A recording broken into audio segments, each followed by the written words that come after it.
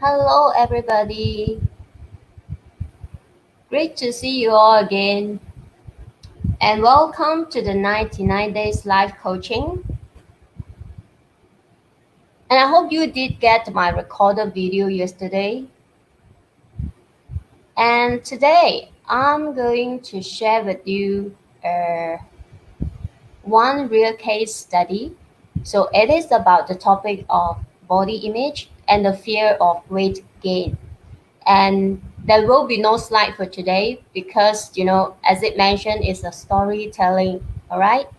So let's, before I start, okay. So as I mentioned, it is a real case study. Me and my two course mates, if some of you may know, I'm actually taking a short summer course from Harvard itself. So it is a distant learning. So we were asked to do this assignment to interview uh, someone that, that have some unhealthy relationship with food. So it happened that we are so lucky, me and my two course mates, we did an interview session with a Mexican lady.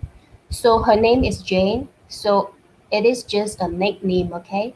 So we managed to, dive deep into her real problem of her unhealthy relationship with food. So without further ado, let me just start off with the storytelling, okay? So as I mentioned, her name is Jane. So she's a Mexican lady, a very beautiful lady, okay? So she's actually at her age of 35 and she's 115 pounds, which is about 52 kilograms, okay? 52 kgs, and 5 feet 4 inch, which is about 162 centimeters in height. So in a way that I didn't calculate on the BMI, maybe you can consider to do so. So it's 52 kgs and 162 centimeters. So in a way that from my impression that is quite slim. She looked quite slim, and she was actually a flight attendant. Wow, okay. And her husband is an airline pilot, and he's eventually 20 years old, older than Jane, and they have a lovely 3 years old son. Okay, so she happened to be a runner as well.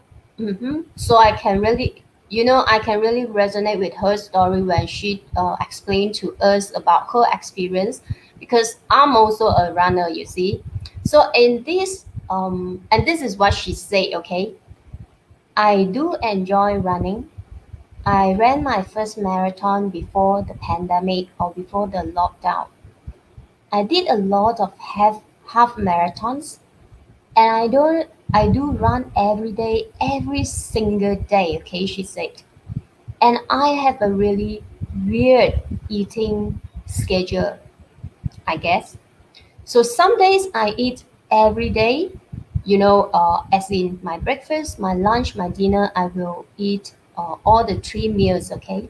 But some days I just have a salad or, for lunch or then a big dinner itself.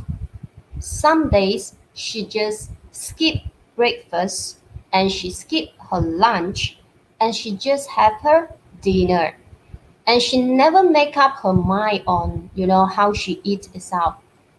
And she also mentioned that I eat mostly organic, local. So I know about eating good quality food, but I'm not really good with keeping up with a good schedule and talking about how I eat and I diet, okay? So her sister eventually passed away when she was 23 years old. That means it was about now it's 35, 12 years ago. So when we asked further, she explained that her sister was actually an anorexia. So anorexia is actually a kind of, when a patient that actually diagnosed with anorexia or nervosa is an eating disorder, okay? So, and it was extremely difficult to watch. She grew up seeing her sister torturing her body basically, and being really, really thin, not eating, and then not eating, and then it will binge eating tons of chocolate, and then not eating for days after that because she would punish herself.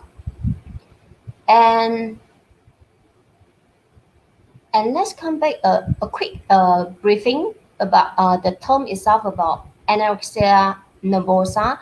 It is actually a mental health disorder listed in this Diagnostic and Statistical Manual Mental Disorder of US itself in DSM-5. Okay, so what happened when people actually diagnosed with AN is it, the criteria is, first is restriction of food intake leading to a weight loss or failure to gain weight, and second is fear of becoming fat or gaining weight, and third one is have a distorted view of themselves and of their own condition. Okay, so a person with anorexia uh, might also not believe there is a problem with being a low body weight itself. So there's a very good explanation over here is that, people that have this anorexia, they eventually already so slim, okay, but in the mirror itself, when they look into the mirror, they still look themselves as a very fat. So eventually they continuously want to lose weight. So this is the symptoms of these eating disorders, okay? So next we actually ask her one question, another question, okay? Can you tell us, about your mother's relationship with your body? And Jane mentioned again, and she was actually, sobbing as well. That means she was actually crying when telling us this story. So this is what she said. My mom always distracted her body in some way. When I was young, she was drinking a lot, taking pills. And now she's really overweight and she eats a lot of bad food. So basically, when I call it bad food, means a lot of fattening things. And when I say fattening, it is bad quality of things. So Jane also mentioned that I'm not judging her fat, but not good stuff in general. And there's a lot of raw meat. Okay, so the mom actually likes all the raw food and greasy and fattening things. And in pounds, she mentioned the mom would probably, be at least 50 pounds overweight. That's a lot, right? 50 pounds. And she has a lot of health issues as well. She has to have two knee surgeries, the knee itself surgeries, and she already has a hip surgery, and she continues to eat really poorly, drink, and pretty disruptive. Okay. By the way, the mom is about 68 years old. And our next question for her is that, can you tell us if there's a time you feel most connected to your body and you feel best about your body? And when are those times that you feel really connected to your body? So this is our question to her. So for Jane itself, she mentioned that there's I really hope there's time. And when I run at my marathons, it's crazy. I know it's pushing myself, but I had the most amazing time I ever had in my life. She was talking about, running a marathon make her feel so good. And I felt so good about myself and my body, and I felt every single part of my body. I trained good, but not so hard, okay? But I trained so but I trained so that I didn't feel so suffer during the race, or even hurt myself. I eventually could actually walk after the race and really feel very good about the marathon itself, and I felt amazing that day. So all the pictures of me that were taken during the marathon, I have a huge smile on my face. And I really felt amazing that day. It's crazy that I had to feel amazing about my body doing that, which means we all know that not many people like exercising, yet she really fell in love in marathon itself. And I don't know, she mentioned, I realize that's extreme, but in other times that if yeah, you really need to pay attention to this one. If somebody gives me a compliment, she said, I can't take it because I always question it.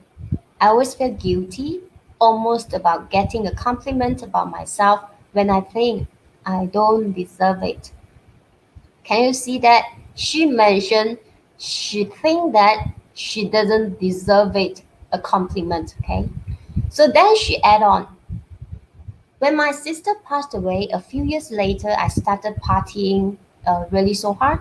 So I think I was connected with my body because I was up all night, okay?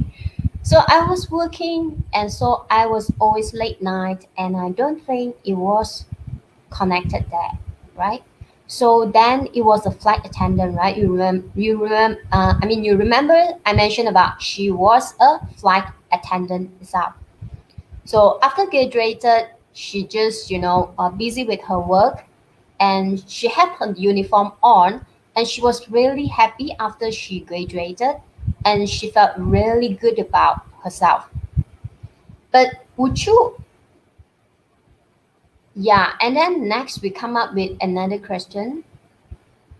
Would you mind to share with us in general how is your health? Okay. So do you have any health challenges or complaints? And then she said, I really sleep poorly and really poor sleep. Even my parents tell me, even since I was born, I never slept good. So I guess it's been almost 35 years. Remember, she's 35 years old that I don't sleep good. I had really bad bloating and migraines for a long time, back pain as well, and she really do have a back pain. And I probably should mention that also is upper back. Okay, so my neck and my shoulders, which I get acupuncture as well as massage for. So our next question for her is that, yeah, please bear with me. We are almost come to the end because we have another two questions to go for our this case study. Our next question is, so so when you imagine being better, when you imagine not having these concerns anymore and just feeling free or not worrying about your body, what do you imagine the rest of your life would be like? When you picture that person, when you picture you in that state, what do you picture? What are you thinking about? So for her, she just mentioned that, it will be wonderful to just be confident in myself and always have that kind of positive energy radiating. And I would be more available for my family and my son and of course for my husband, she mentioned. And I don't want to be 75, 80 years old and I look back and be like, what was I thinking? So that's what I picture. And I don't want to be that because I know I will look back. I know I'm not denying that I might look back later on in my life and be like, what was I thinking exactly? So I picture a happier me so I can live my life to the fullest. So she wanted to be a happier person, right? So our last question for her is that, how long do you imagine yourself living for when you think about living, when you think about life, okay? So Jane actually mentioned something that really make us so surprised. So she said, it's crazy, but I was always taught, since I'm a little girl that I was going to die really young. I remember being 5 or 6 years old and thinking, I will never see the day when I'm going to have a child because I'm going to die young. And I still think so. I always tell my husband I'm going to die before him. Okay? I can't believe I'm still saying this stuff, she said, okay? So earlier on, Jane tell us a little bit more trick over here, okay? She forgot to tell us one thing, which is about her mom. So my mom told me when I was 6 years old, I mean, the mom was 6 years old, when the mom was 6 years old, which is really too young to hear that, her dad sexually abused her for the longest time. And I have been hearing that since I'm a little girl. So it's a little bit difficult to hear from a mom, especially when you don't understand what it is to start with. Okay. So that's all about the story. But can you actually feel her? All all about her experiences growing up as a kid. At 6 years old, the mom told her herself got sexual abused when she was young. At her age of 23, an anorexic sister suicide and left her. An alcoholic mom always distracted her body and being overweight. So as now, Jane used running to make herself feel good, and she has a weird eating schedule, weird eating habit. So this kind of, it's kind of like syndrome, and the food becomes like a symbolic playground for her, and food becomes a place where we kind of that, we kind of play that out so we could almost see the better for ourselves. So it was like, did I really eat enough? Did I do this? Is this too much? We always question about yourself, ourselves, okay? And the thing is, so when then the food becomes a mirror in front of the mirror itself, what you eat, for that, because food really isn't safe and your body is not safe, but if I can only get it just perfect, okay? So, and what happened is also society teaches, the world teaches, and culture actually teaches that, well, if you just have the perfect body and the perfect diet, then you will be okay. And our mind wants to go oftentimes for the simplest solution. So a child's mind goes, and when, and you even said this right at the beginning. You said, well, it's sort of like a control for me. She mentioned about the marathon itself, the running itself. So I feel like I could just have all the control when I'm running. So when it comes to looking at a person's challenges, with food and the body, it is always more than nutrition itself. It is a multifactorial cause like personal experiences, behavioral characteristics, and a lot more. So if you are one of them that you would like to know more about your own relationship with food, and feel free to get in touch with me. You can always just PM me. And that's all for today, and I'll see you tomorrow.